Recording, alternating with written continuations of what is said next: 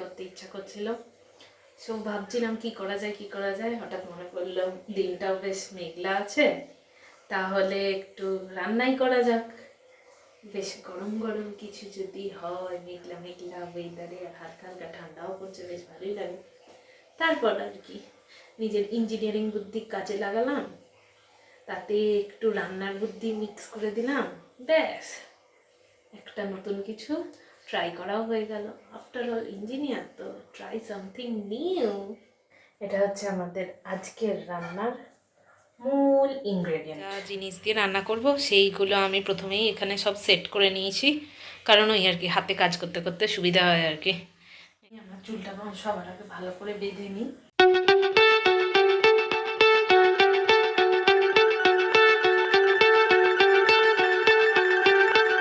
সবার প্রথমে যতটা পরিমাণ ফুলকপি লাগবে ততটা পরিমাণ ফুলকপি কেটে নেব, গাজরটাও কেটে নেব, একটু বড় করেই রাখবো, কারণ পরে এগুলোকে একটু ঘষে নিতে হবে। এইবারে গাজরটা ঘষে নিচ্ছি। এখন শীতের সময় বলতে গেলে বেশিরভাগ বাড়িতেই এখন ফুলকপি থাকে। ফুলকপিটা ভালো করে ঘষে নেব। তারপরে ধনেপাতার কুচি কুচি করে নেব। এটা ম্যান্ডেটরি স্টেপ নয়, তবে দিলে আর কি স্বাদটা বাড়ে। পরিমাণ বুঝে খানিকটা কাঁচা লঙ্কা নিয়ে সেগুলো কুচি করে নেব।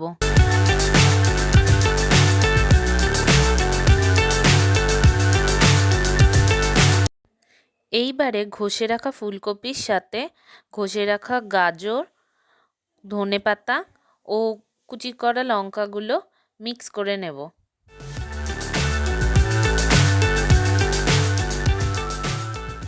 এইবারে ওতে খানিকটা বেসন দেব, স্বাদ মতো নুন দেব, লঙ্কার গুঁড়ো দেব ও অল্প একটু ভাজা মশলা দেব, আর সামান্য পরিমাণ খাবার সোডা দেব, কারণ খাবার সোডা দিলে জিনিসটা ভালো মুচমুচে হয়। আমি এখানে অল্প পরিমাণে বিট নুন দিচ্ছি, এটাও ম্যান্ডেটরি নয়, আপনাদের মনে হলে দিতে পারেন। এবারে সামান্য পরিমাণে কালো জিরে দেবেন, অল্প একটু পোস্ত দিয়ে পুরোটা ভালো করে মিক্স করে নেবেন।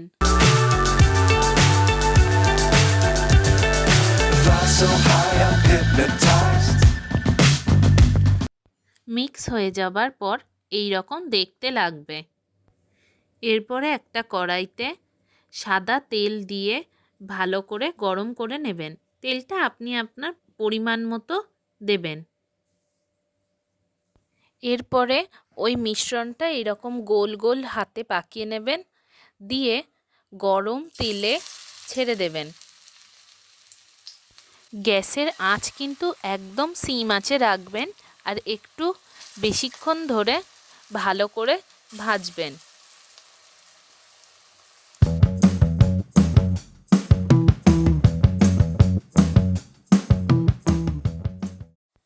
এক পিঠ ভালো করে ভাজা হয়ে গেলে জিনিসটা একদম হালকাভাবে উল্টে নেবেন, তাহলে অপর পিঠটাও ভালো করে ভাজা হয়ে যাবে।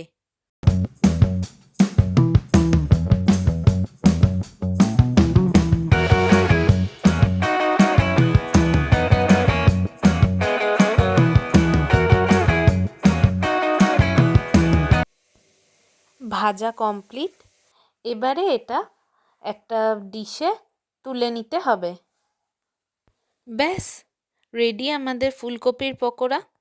শীতের সন্ধ্যেতে জলখাবারে চায়ের সাথে গরম গরম এটা কিন্তু দারুণ লাগবে।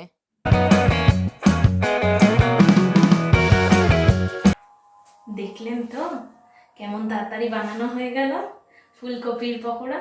কত সিম্পল রান্নাটা। আপনারাও আপনাদের বাড়িতে ট্রাই করবেন কিন্তু, তারপরে আমাকে কমেন্টে এসে জানাবেন কেমন হয়েছিল। আজকের মতো আমার ভিডিও এখানেই শেষ হলো। আবার দেখা হচ্ছে পরের কোনো ভিডিওতে। আজকের জন্য টাটা।